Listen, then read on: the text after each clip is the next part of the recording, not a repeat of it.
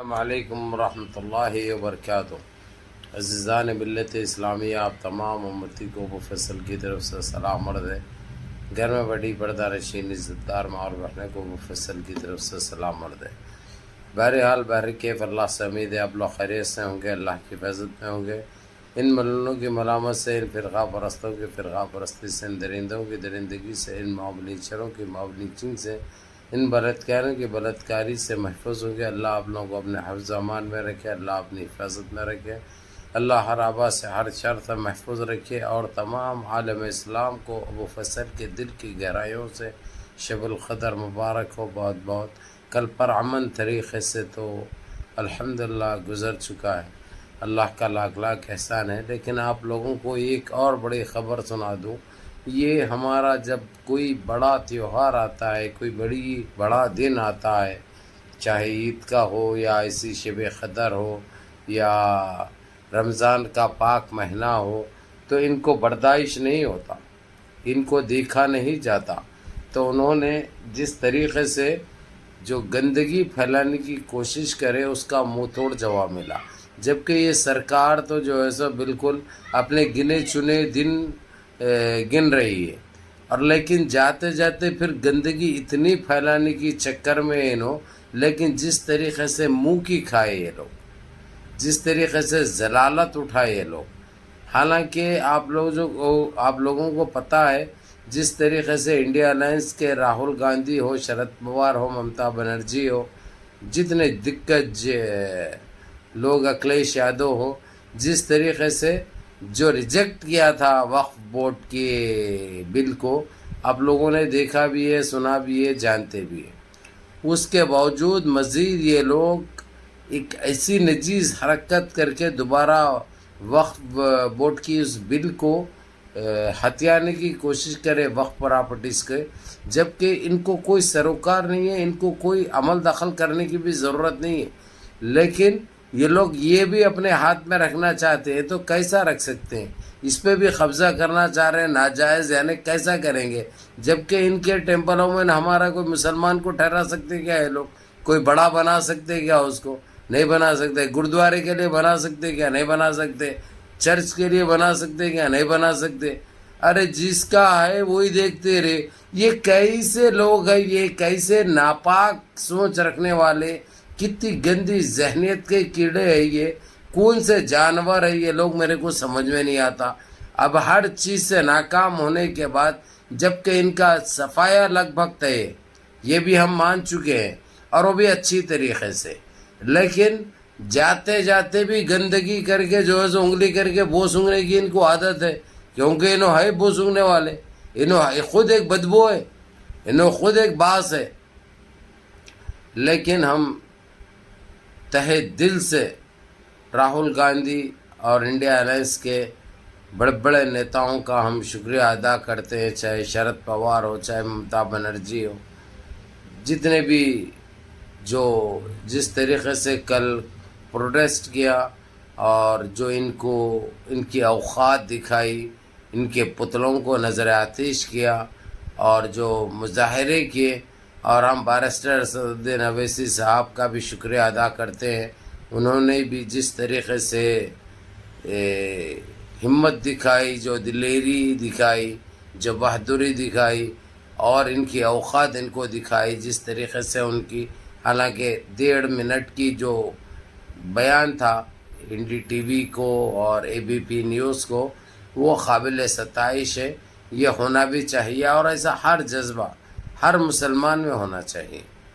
انہوں نے یہ کام جو کیا بہت اچھا بیان دیا۔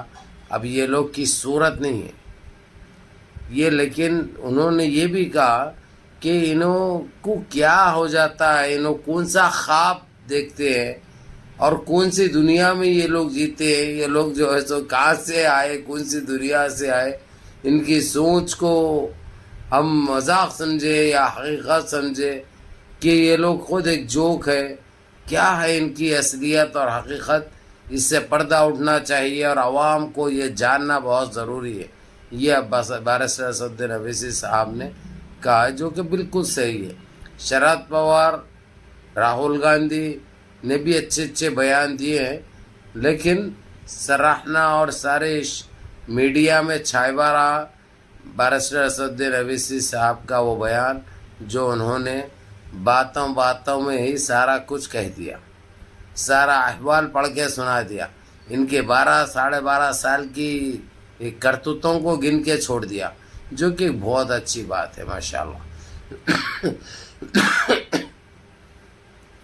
तो मेरे अजीज़ दोस्तों, मेरे भाइयों, आप लोगों को यही कहूँगा, ये जब भी हमारा कोई बड़ा दिन आता है तो ऐसे ही गंद मचाने की ये लोग कोशिश करते हैं। हमेशा जलील होते हुए आए और होते रहेंगे इंशाल्लाह। इन्हों पैदा हुए सिर्फ जलील होने के लिए, क्योंकि काम भी इन लोग तो देशवासियों के लिए या देश के लिए या मुसलमानों के लिए किया तो कभी नहीं, सिर्फ नुकसान पहुंचाने की कोशिश करी, बेइज्जत करने की कोशिश करी, बदनाम करने की कोशिश करी।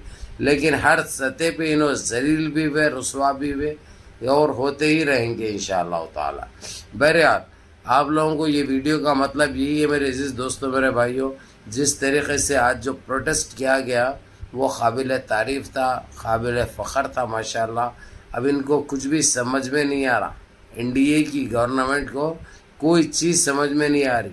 और इनको, मेरे को ये समझ में नहीं आ रहा भाई, ये आखिर कौन सा नशा करते हैं ये लोग, कौन सी सस्ती मारते हैं, कौन सी कच्ची मारते हैं, जो इतने उतावले भी हो जाते हैं और बेवकूफ़ बने के बातें करते हैं ये लोग। अरे भाई, ये वक्फ प्रॉपर्टी से इनका क्या लेना देना, मेरे को ये बताइए।